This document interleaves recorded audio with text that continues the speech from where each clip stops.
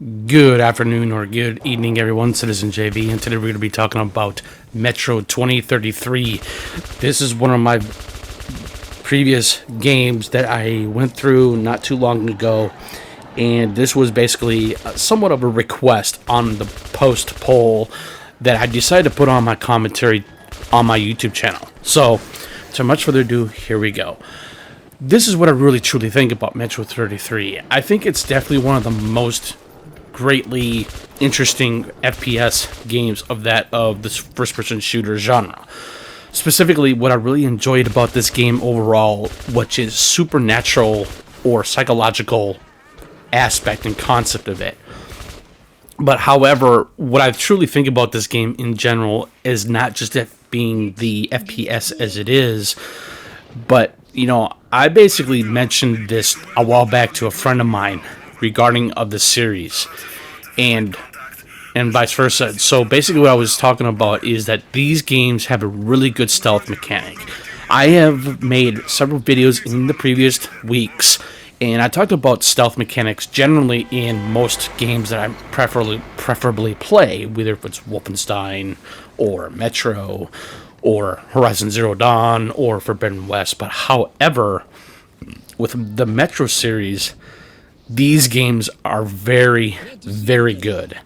And the reason why I love these games so much is because, like I previously mentioned, it's not just because of its supernatural aesthetic or its setting. It's just the fact of that what these games do and how they tell in terms of its story.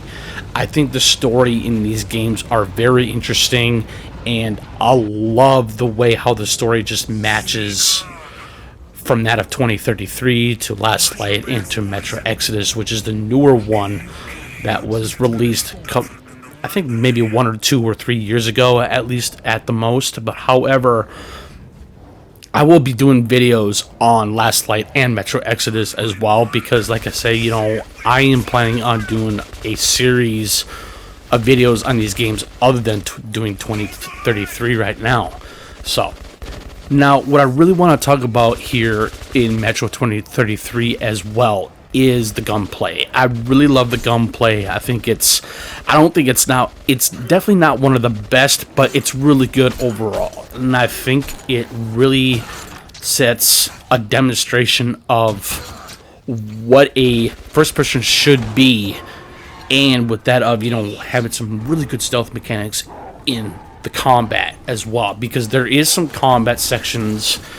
I mean, the whole entire game is going to be a combat section, however, but I do believe that when it comes to these games in general, they do have a little bit of a morality system, and I'll dive right into that here too. And the morality system in the Metro series games, however, they're very different of that from any other game that has a little bit of a morality. And what I mean by that, if you like basic, for example, or heavenly example, is that with the Metro series is that if you go through any kind of specific set level within these games and knocking everybody out rather than going all out combat, you will get the best ending possible. It's the same thing with Exodus, like I said, or with Last Light or 2033. So if you knock if you knock everybody out, or maybe just to do a little bit of stealth kill of any kind of way of how you see fit, you can do that though too. But if you want to go more appropriate on on getting the good ending, you have to knock every single person out. Now, like I said, you can kill some enemies, but I wouldn't highly recommend going all out all the time, because like I said, if you end up doing that, you will get the bad ending. And that's where I was saying something about on the lines of having that morality system, and I think that the Metro series really does a good job on that. Now, there are rumors, I will say, that there is a 4th Metro game in the works, and I'm really excited for where that's going to go. Now, for what I understanding with those rumors is that, especially if you go through Metro Exodus and getting the good ending and not killing anyone at all, that's basically where Metro 4 is going to be taking place. It's going to be taking after the events of the good ending of Metro Exodus, not the bad ending. So I thought I'd put that in there too. So what I want to also talk about this game, I really think what Metro 2033 does in so many different aspects, other than what I previously mentioned, you know, like the morality system and its gunplay. I do like the gunplay in these games. I think the gunplay in these games it's really cool. I really like the way how you can, obviously, when you go to a vendor in certain types of areas of the game, you can be able to purchase certain types of set upgrades for your weapons. Either if you're going to go all on more silence weapons, you can do that. If you want to go into the frame and kill everybody else, you can. That's cool. That's another good way of doing it. But however, like I said, if you want to get the good ending, I do highly advise or suggest to go by knocking everybody out as much as you can. Now, I want to talk about the stealth really in this game, because I feel like that when it comes to games that have really good stealth implementation, I think that the Metro series does a really good job with that. And another thing what's really nice about the stealth mechanics in the Metro series is in fact that they do have a little bit of a life bar thing. Not like Thief, but it's very similar to. And as you can see here in this video, you know, you play as a antagonist or protagonist. It's one of the two, so bear in mind. You play as Artyom, and that's going to be your character that you play as in all three Metro games. And there, like I said, you can see that he has a watch, and then you're going to be able to know if the light is either dark or lit up. And that's where the stealth mechanic comes in as well, because you want to be able to be careful in terms of its lighting. I think the lighting structure in Metro 33, even though it's that much of an older game, but it does it perfectly, and it has a really good balance of knowing what it wants to do in terms of being able to go from light to shadow or shadow to light. You know, it has a good proper balance, and you know the original Thief games did that flawlessly, I think, in my personal opinion. And I talked quite extensively about, you know, the stealth mechanics in the original Thief games as well. You know, I also did a video on Thief 2014, and I really don't want to talk about that game. To me, in my own personal opinion, that game was a little bit of a clusterfuck. So pardon my language.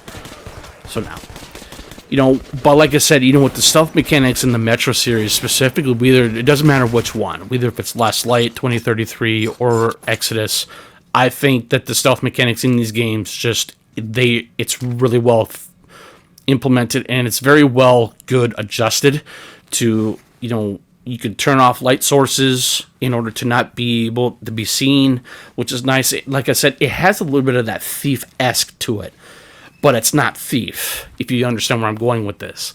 So I think that's another thing what I really like about this game. Because, like, you know, like I said, you know, I love games that have really good stealth mechanics. It knows what it's doing, and I love that it knows what it's doing, because I feel like that when it comes to video games in general, sometimes video games in general don't always have a really good stealth element to them. You know, sometimes stealth in games, in modern games, or even the older games, are not always going to be very well implemented. But however, when it comes to the Metro series, I wouldn't say it's perfectly, but they did it very well. I think I would say it's definitely pretty subpar to other games that I have that played of that type of ilk when it comes to the stealth mechanics in video games in general. So I think that's a good important thing to know. Now, the gunplay in this game, I would say, is it's not revolutionary. But however, you know, like I say, you know, you can put any types of modifications in your weapons. You know, either if you don't want to have so much recoil, you can put some recoil mods on your weapons and make it very much less recoil. So that's really nice. But like I say, you know, if you have like a handgun or a sniper rifle, by all means put a silencer on there, so that we can be able to do some really cool, unique stealth kills. And I think that's another really cool thing about what the Metro series does. And I really can't wait to make a video on Last Light and specifically Exodus, because like I said, I love these games. You know, like I said, I'm very excited for Metro 4, and I'm very excited what they're going to do with it. Now, there is one thing I would really like to talk about here as well with these games, or 2033. The story is very interesting, and what I love about the story in these games, especially the first one here, it has to do with about something called the Darklings. And there's like some sort of type of relationship in a way, and they want to, and basically you live in this metro area, and the metro area basically is going to be in not really submersive tunnels, that's wrong, but it's going to be in tunnels. And that's basically why these games are called Metro, because they're in a metro area, is to where it's like you're always going through certain types of tunnels, and they can always be dilapidated, or they can be somewhat pristine, and that's where these games take place. I believe it's somewhere around I think it's like Moscow, I believe, or Russia or something like that. But that's what makes these games so unique, and I like that. So now, another thing I will likely to discuss here, I think when it comes to these games in general, other than 2033, I would really like to see where this game goes further when it comes to Metro 4.